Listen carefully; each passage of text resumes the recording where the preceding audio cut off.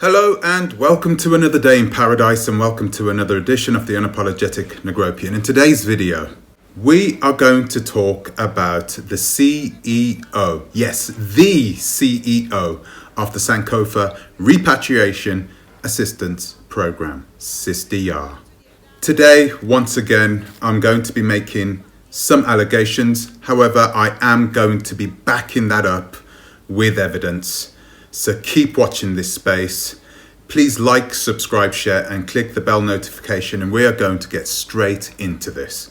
Now, if I need to be honest, I didn't really know anything about the Exodus Alliance, and why should I have, really? They'd only existed 6 months up until the point in which they thought it would be wise to poke their noses into the affairs of what was happening in the Gambia. When they came to my attention, I started looking into them, and right from the beginning, something just didn't sit right with me. I knew from what I was seeing that the Exodus Alliance was, I don't know, for all of its posturing and all of its talk, that it was nothing but a facade. But I couldn't go out and start making these allegations unless I had proof. So that's what I did. I started looking at the organizations which formed the Exodus Alliance, starting with the Sankofa Repatriation Assistance Program, headed by none other than Sister YAA. So what is the Sankofa Repatriation Assistance Program? Well, it's exactly what it says on the tin. It is a repatriation program to assist diasporans who want to move back to the African continent.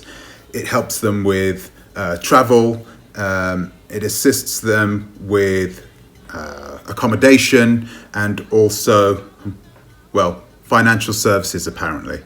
This non-for-profit organization is led by their charming CEO, TONYA SAAFIR-ANKOMA, aka Sister YAA.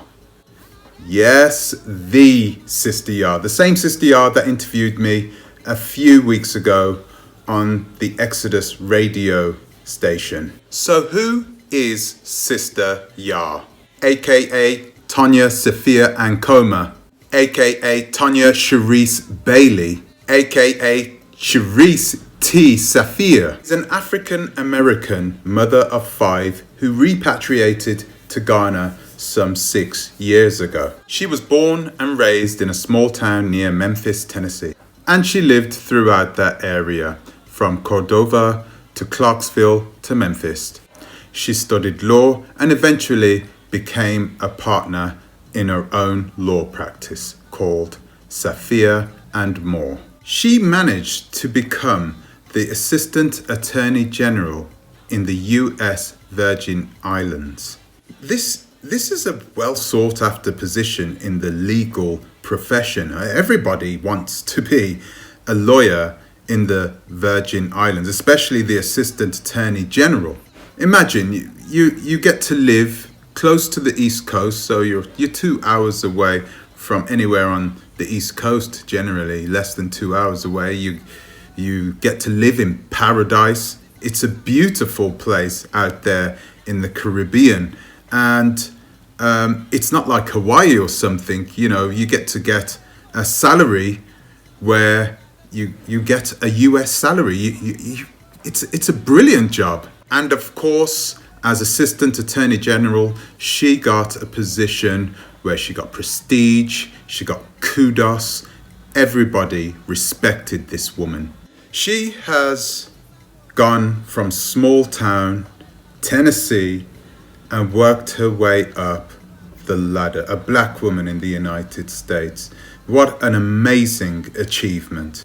She got divorced in 2003, so she's a divorced single mother of, I think it would have been 4 children at the time. Not something that is easily done, and she managed to achieve that all whilst having seemingly everything going against her. She managed to achieve this incredible position. She even picked up the candidacy for the judge's seat, the main judge's seat in the US Virgin Islands. What an incredible feat. Then in 2012, something happens. She gives it all up, packs up her stuff, and moves to Ghana. This was really perplexing. I mean, you have fought for half your life to get to this position. You have everything, absolutely everything going for you. And you leave your dream job, your career that you've been fighting for all your life. You just pack up and you just leave and go to Ghana. Why? Think about it. You're living on an island. You're living in paradise, okay? You have everything there with you. You have the respect of the locals, which are mostly people that are our color as well. So you're living amongst black people as well. It just doesn't make any sense. So what happened? What happened that made this woman leave this flourishing career, you know, her path to this judge's seat, or everything ahead of her? Everything looked good. Everything she was touching was turning to gold. Why? Why leave that? Just to fly over to Ghana, start peddling illegally for money on the internet. You partner up with a midget, RJ Mardi. It just made no sense until I dug a little deeper into what happened in 2012.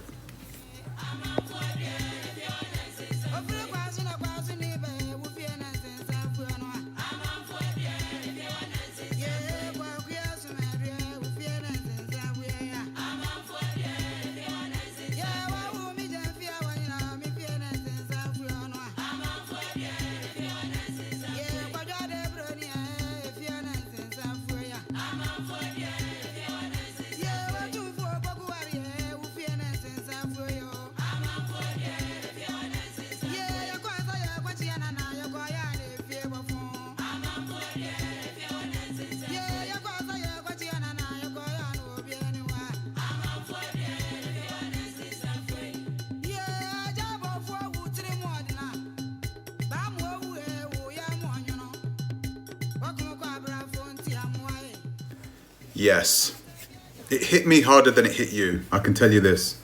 In 2012, TONYA SAAFIR-ANKOMA was implicated in the 2010 Blessings pyramid scheme scandal.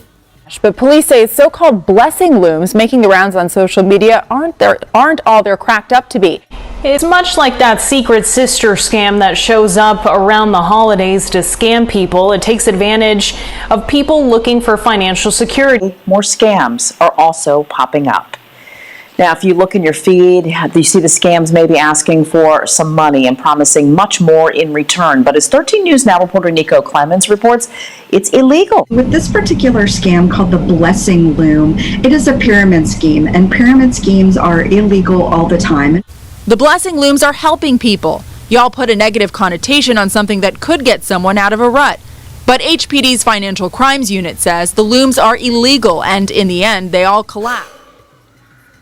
So what was the 2010 Blessings pyramid scheme? Well, it's exactly what it says on the tin. It was a pyramid scheme that promised people who joined it massive payouts of up to 800%. i.e., if you paid in $100, you would get $800 back. Now, administrators would be the ones who would start the pyramid scheme, and TONYA was being outed as being one of these main administrators, not just some person who was unknowingly dragged into the pyramid scheme, but one of the main administrators of one of these many pyramid schemes. This is how it works. Today I'm going to be talking about the blessing loom or gifting circle that a lot of people are talking right now. Is it a scam or not? Can you actually turn $100 into $800? So let's jump into that right now. Here's how it works. You have these various people that you're invited into the game. Didn't want to use any one name, so I just used these generic terms: water, earth, air, and fire. So how it works is that the fire people all contributed $100. Using their $100, the person in the middle, water, gets $800. After that, you see the two circles. It breaks off into two different circles. The four people that were fire, these were the last people to be invited into the blessing loom. They recruit two more people. If each of those recruit two more people, those 8 people also add $100. Then the person who was earth now gets that $800. Now, all of a sudden, things started to make sense to me. Okay, she was being implicated into this massive scandal, which was making headline news, by the way. And at the same time where she was being implicated, she loses that judge's race, that judge's seat, the race for the judge's seat, and she loses her position as Attorney General, Assistant Attorney General. So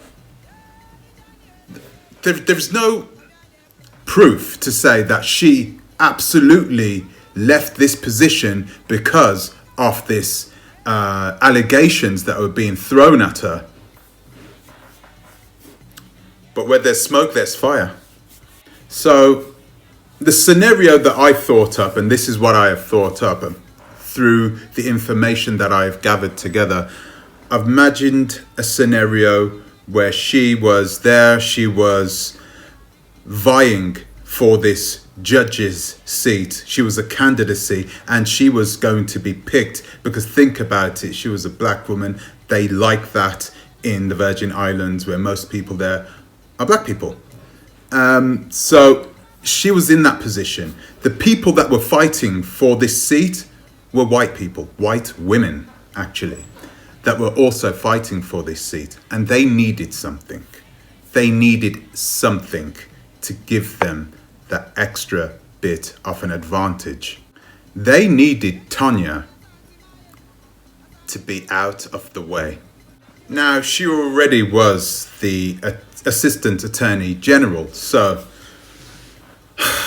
if you have an investigation going for you, it's like, you see what happens with the police, right? They get treated differently, don't they? They don't get treated like everybody else. So you can imagine, if you are the Assistant Attorney General, you're not going to get treated like everybody else. They're not just going to fire you, right, and then take you to court and you're going to go through the process of court proceedings and everything else. Everything gets messy. This judge's seat is still up for grabs. Of course, it needs to wait whilst you go through the court process and everything else. It just gets too messy. So what do? You offer her something. You offer her a way out, just to get out of the way. Okay, we know you did it. We can't prove that you did it, but we could take you to court, we could investigate you. Things will get messy. But let's offer her a severance package. Let's offer her a severance package. Let's offer her no prosecution. So you're not going to get prosecuted. But you are not going to be able to practice law anymore. What would you do if you was in this situation? Would you stay? You know, you're the Assistant Attorney General. Would you try and fight it out? Say that you're not going to leave anywhere. You're 100% innocent. You didn't do anything wrong. So would you stay and try and clear your name with the chance that you may get found guilty? Lose all that respect, lose all your dignity that you built up over all that time, and come under the real reality that you might get prosecuted, that you might go to prison, miss seeing your children for years? Or would you accept that severance package. Enjoy the money. It wouldn't be a lot, because it's a US government position, isn't it? So it wouldn't be a lot, but it'd be something substantial, I guess, to the rest of us. Enough to, say, open up a few other businesses on the continent. And then also you would leave with your respect and dignity all intact. You get to see your children. It's one hell of a dilemma. And if I was innocent, I think I would fight it out, of course. But if you're guilty. So after seeing this, of course, I had to do further digging into her businesses and her business practices. I had to look at her services, and I started off with the Sankofa Repatriation Assistance Program, but she has other programs as well. She has the Africa Diaspora Investment Group. Well, it's a company that she runs, and yeah, you need a license to do that, and she doesn't have a license to do that anywhere on this planet. She can't be an American citizen and invest other people's money unless she is licensed in the United States of America. She has the TONYA SAAFIR's Empowerment Network and also the ANKOMA Group LLC, which is a construction company that she runs with her husband in Accra. It's kind of weird, but now that I look at the stories that I've uncovered about her, I realize the reason why she is making the comments in the comment section of some of my videos. She seems perturbed and worried and even desperate. She's shouting, she's swearing. Nothing like her former self. I actually, at one point, when I was reading her comments, I asked myself, is this the same person? How on earth did she get to the position where she got to? I'm going to read you guys this. So, I make an accusation to her. I say, you cannot say that you are an attorney if you have your license suspended. That is illegal under federal law, and you know it. She replies, lies. Show me the law. What code is it? So I can look it up. Laughing smiley faces. So I answer, give me the state where you are licensed, and I will give you the code. She doesn't answer. She says, lies, lies, and more lies. That's all you do is lie and spread misinformation. Okay then. Well, if I'm lying, then I'll get you that code anyway, right? So the code is RPC 5.5 subsection H of Tennessee law. So, and I'll read that for you. A lawyer or law firm shall not employ or continue employment of a disbarred or suspended lawyer as an attorney, legal consultant, law clerk, paralegal, in any other position of a quasi-legal nature. I found out other things too. But, I mean, all this is small change in comparison to the fact that she was implemented in this scandal. I could go on, but the reality is that everything I found out about her and her dodgy company, man, it's chump change in comparison to the fact that 10 years ago, people were looking and investigating her for possibly being involved in a illegal pyramid scheme. I am the CEO of a major organization which repatriates people. I have had good standing in the community. I have a reputation and everything else. Would you start cursing and calling names out on the internet? I mean, it's creepy anyway. I find it creepy. I'm sorry, guys. I find it creepy when I see old people, you know, in their 50s and in their 60s, calling people names. I just find it weird. Her company isn't legally registered anywhere. She said it was registered in Wyoming. We checked with the company in Wyoming, and her company, her name, the company's name is not registered at all. And it's always best to check the government records. Don't go to some dodgy website like the Better Business Bureau or something like that. Don't go to a private website. Make sure you go to the government websites. So if her company is not registered in the IRS government website as being able to practice charities or able to gain funds through charitable means, forget it. Do not give your money to these people. So I'm going to put up the clip that I found. I'm going to put the link in the description as well to it, so you can take a look through it for yourself. You need to go down, let's say, 2/3 down the page, okay? And just keep looking out for her name. But I'm going to read that to you now so you can see it for yourself, because something came up which caught my attention.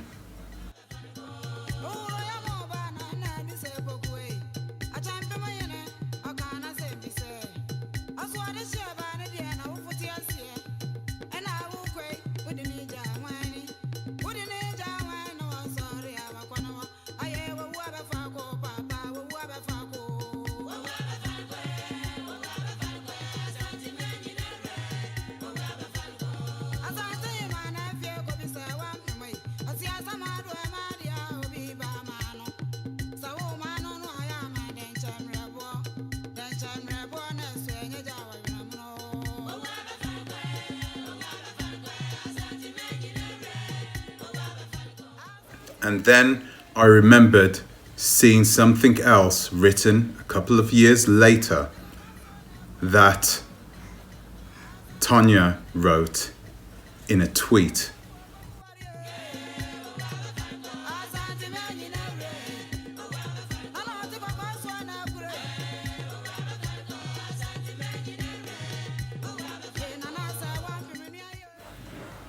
The judge.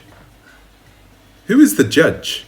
I made the assumption at first that it was Tonya because, of course, her position in law, where she was getting to, she almost got the judge's seat. So, of course, she would perhaps be the judge herself, you know. There's an allegation that she is the person calling herself the judge in these forums, in these 2010 Blessings forums, and on their Facebook page of the same name. I started doing some more digging into who this judge was. Because if it isn't her, then who could it be? That, ladies and gentlemen, is a video for another day. But I'm telling you this now. I said this earlier this week. The things that I found out were so wild, so crazy. I couldn't, there wouldn't be any way that I could make a video about them unless I had the proof. And gentlemen and ladies, I have that proof. So this weekend we are going to go into searching for who the real judge is, right? We're going to take a look back, way back in the past. We're going to go way back to 2000, to the year 2000, 2002, up until 2006. And we are going to pop around the globe a bit, because the person who I believe is the judge, let's just say it's unbelievable. So guys, what are the lessons that we have learned today? Do not send your money to people that have 5, 6 names. You can't do that. Or if you're going to do it, make sure that you know this person's name. Look for ID. I've actually made a video about this already. Okay, I'm going to put a link to this video in the comment section below. Okay, do your due diligence. In the last video, where I'm also going to put a link to, I speak about these people being seasoned professionals. This woman is highly trained, okay? She trained for years on on how to lie with every breath that she can muster to manipulate people into making decisions that are in her favor. And I've just shown you proof that 10 years ago, people thought that she was one of the main architects of this massive fraudulent scheme. Now what are you going to do? Are you still going to give your money to this lady, your hard-earned cash? Are you going to give it to this woman? You trust her still? Do you trust her now that she has been walking around telling everybody that she's a lawyer and she knows that she cannot do that? She knows that it's illegal for her to do that. I've showed you proof of that too. Huh? Now that you have these tools, I suggest you use them wisely. So guys, that's it from me for today. I've put a load of links in the description box beneath. You can take a look for yourself. If you are dealing with her at this present moment and you want further information, please do not hesitate to email me at tontalks@gmail.com. That is tontalks@gmail.com. You can also leave your comment in the comment section below. Ask any questions in the comment section below if you want to know more information. And let's talk about it. If I'm talking rubbish, let me know. Okay guys, so thank you for subscribing, thank you for listening, and thank you for watching. I'll see you in the next one, and as always, think twice, ta-ra a bit.